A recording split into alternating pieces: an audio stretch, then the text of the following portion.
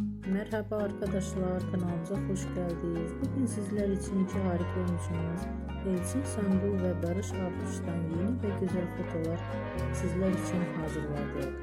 Barış Arduç dinle sevgili benim için üzülme, kiralık aşk dizisinde rol almış ve herkes tarafından çok beğenilmiş.